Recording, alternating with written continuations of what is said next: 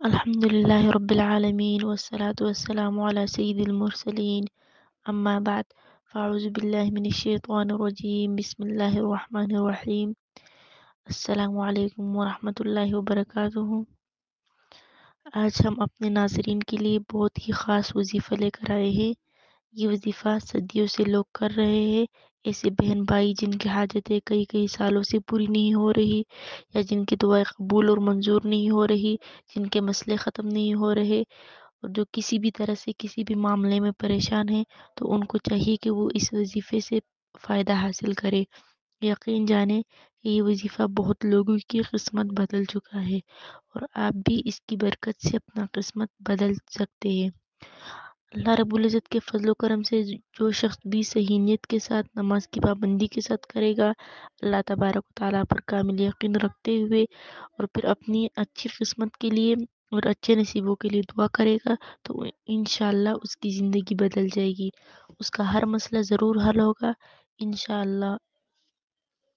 اس وظیفے کو کسی بھی نماز کے بعد کر سکتے ہیں، لیکن کوشش کرے کہ اس وظیفے کو عشاء کی نماز کے بعد کرے، اور پھر کوئی اور کام نہ کرے اور سو جائے، تو انشاءاللہ آپ کو خواب کے اندر بھی اپنے مسائل کا پتہ لگے گا اور ہر طرح کے مسائل حل ہوں گے۔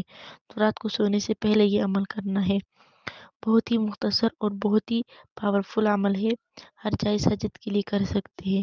تو تمام تر توجہ وظیفے کی طرف ہونا چاہیے، ذہن سے خیالات نکال کر تنہائی میں بیٹھنا ہے، اور وظیفے کے درمیان کسی سے بات نہیں کرنی۔ وظیفہ یہ ہے کہ سب سے پہلے 5 مرتبہ درود ابراہیمی یعنی نماز والا درود شریف پڑھنا ہے، اور پھر اللہ پاک کے 2 مبارک ناموں کو 100 مرتبہ پڑھنا ہے، یا ارحم الراحمین اور یا کریمو۔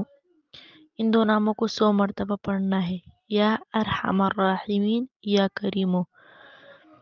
میری پیاری بہنوں اور محترم بھائیوں، بزرگان دین کہتے ہیں کہ اللہ تبارک و تعالیٰ نے ایک فرشتہ مقرر کیا ہوا ہے، جو شخص 3 مرتبہ یا ارحم الراحمین کہہ کر اپنے رب کریم کو پکارتا ہے، تو وہ فرشتہ جواب دیتا ہے کہ رحمان تیری طرف متوجہ ہوا، بتا کیا مانگتے ہو۔ اس مبارک نام کو جو باوضو ہو کر صحیح نیت سے پڑھتا ہے، یقیناً اس کا ہر مسئلہ حل ہوتا ہے، ہر حاجت پوری ہوتی ہے۔ اس وظیفے میں انتہائی طاقت اور برکت ہے۔ دیکھنا یہ ہے کہ آپ وظیفہ کتنی سچائی، کتنی خلوص، لگن سے اور کتنی یقین سے کرتے ہیں۔ یقین جانے جو اللہ رب العزت کو سچے دل کے ساتھ، یقین کے ساتھ، خلوص کے ساتھ پکارتا ہے، تو اس کے مسئلے فوراً حل ہوتے ہیں۔ ہماری دعاؤں کے قبول نہ ہونے کے پیچھے ایک وجہ یہ بھی ہے کہ جب ہم دعا مانگتے ہیں تو یقین اور توجہ سے نہیں مانگتے، اور دعا دل سے نکلتی نہیں، تو اس لیے دعا قبول نہیں ہوتی، کیونکہ اللہ تعالیٰ غافل دلوں کی دعا کو نہیں سنتا۔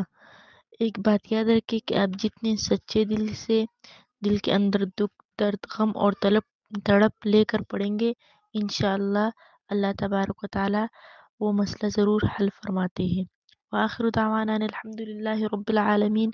ہم امید کرتے ہیں کہ آپ کو ہماری آج کی ویڈیو پسند آئی ہوگی۔ اگر آپ کو ہماری آج کی ویڈیو پسند آئی ہے تو آپ سے گزارش کرتے ہیں کہ ہمارے چینل وظیفہ عالم کو ضرور سبسکرائب کر لیں، اور ساتھ ہی لگے بیل کے بٹن پر بھی کلک کر لیں، تاکہ آپ کو آنے والی ویڈیوز کا نوٹیفیکیشن بر وقت ملتا رہے۔ ویڈیو کو لائک اور شیئر کرنا مت بھولیے۔ جزاک اللہ خیر۔ اللہ حافظ۔